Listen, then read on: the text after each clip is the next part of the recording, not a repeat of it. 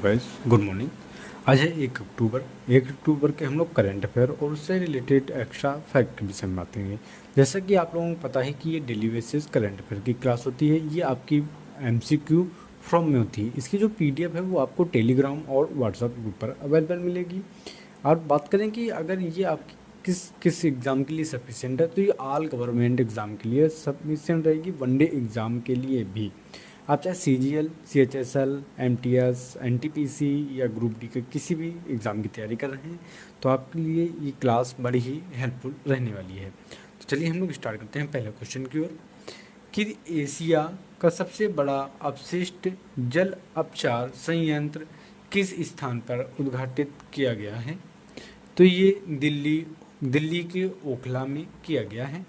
बात करें कि दिल्ली में ओखला में एशिया का सबसे बड़ा अपशिष्ट जल उपचार संयंत्र स्थापित किया जा रहा है। यह संयंत्र प्रतिदिन 564 मिलियन लीटर गंदे पानी को शुद्ध करने की क्षमता रखेगा। इस परियोजना से यमुना नदी की सफाई और स्वच्छ गंगा मिशन को गति मिलेगी। नेक्स्ट क्वेश्चन है कि RBI ने हाल ही में निर्माताओं को किस संपत्ति के बदले कार्य पूंजी ऋण लेने की अनुमति दी है। तो सोना यानी गोल्ड की। बात करें कि भारतीय रिजर्व बैंक RBI ने निर्माताओं को सोने के बदले कार्यशील पूंजी ऋण लेने की अनुमति दी है। इस कदम से सोना आधारित वित्तीय प्रवाह को बढ़ावा मिलेगा और छोटे निर्माताओं को राहत मिलेगी। इससे उद्योग को अल्पकालिक वित्तीय आवश्यकताओं को पूरा करने में मदद मिलेगी। नेक्स्ट क्वेश्चन, हाल ही में किस इंग्लिश ऑलराउंडर ने अंतर्राष्ट्रीय क्रिकेट से संन्यास की घोषणा की है। तो क्रिस वॉक्स हैं। कौन? क्रिस वॉक्स हैं। क्रिस वॉक्स की बात करें तो ये इंग्लैंड के एक प्रमुख ऑलराउंडर खिलाड़ी हैं जिन्होंने टेस्ट, वनडे, T20 तीनों में भाग लिया है। उन्होंने 2019 के क्रिकेट विश्व कप जीत में इंग्लैंड टीम में अहम भूमिका निभाई थी। 2025 में उन्होंने अंतर्राष्ट्रीय क्रिकेट से संन्यास लेने की घोषणा की है। नेक्स्ट क्वेश्चन है कि हाल ही में किस भारतीय गायक को व अभिनेता को अंतर्राष्ट्रीय एमी पुरस्कार से सम्मानित किया गया है। तो दिलजीत दोझांस हैं। कौन? दिलजीत दोझांस। दिलजीत दोझांस एक प्रसिद्ध गायक और अभिनेता हैं जो अंतर्राष्ट्रीय कलाकार भी हैं। उन्हें 2025 में अंतर्राष्ट्रीय एमी पुरस्कार के लिए नामित किया गया था। यह पुरस्कार टीवी डिजिटल मनोरंजन क्षेत्र में वैश्विक स्तर पर उत्कृष्ट योगदान के लिए दिया गया है।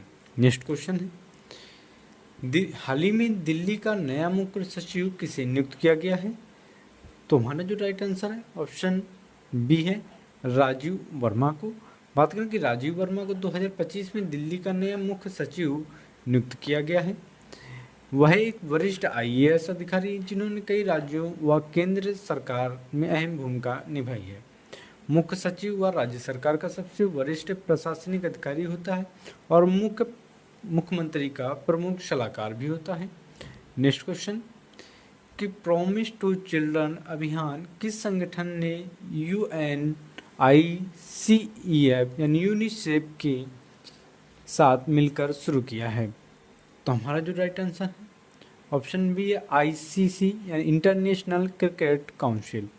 बात करें कि ICC और यूनिसेफ ने मिलकर प्रॉमिस टू चिल्ड्रन अभियान शुरुआत की है। इस अभियान का उद्देश्य बच्चों को अधिकारों, शिक्षा, सुरक्षा के लिए वैश्विक स्तर पर जागरूकता बढ़ाना है।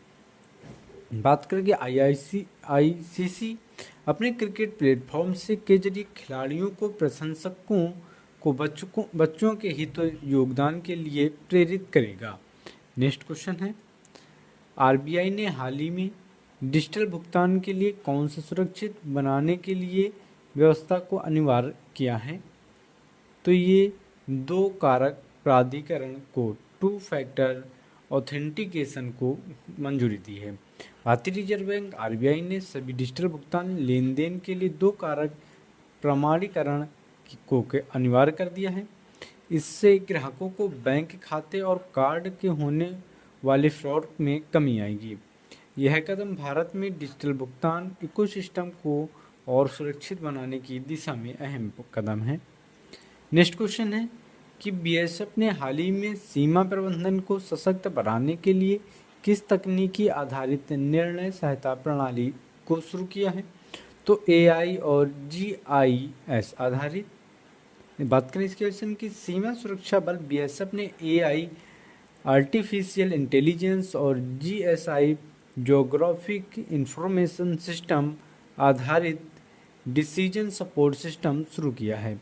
यह प्रणाली सीमा क्षेत्रों को खतरों की पहचान, निगरानी और त्वरित कार्रवाई में मदद करेगा। इससे बीएसएफ की सुरक्षा, खुफिया क्षमता और तकनीकी मजबूती में उल्लेखनीय सुधार होगा। नेक्स्ट क्वेश्चन की बात करें कि भारत और भूटान ने हाल ही में कितनी सीमा पार रेल परियोजनाओं के लिए घोषणा की है? तो ये 2 देशों के लिए की है। कौन कौन से?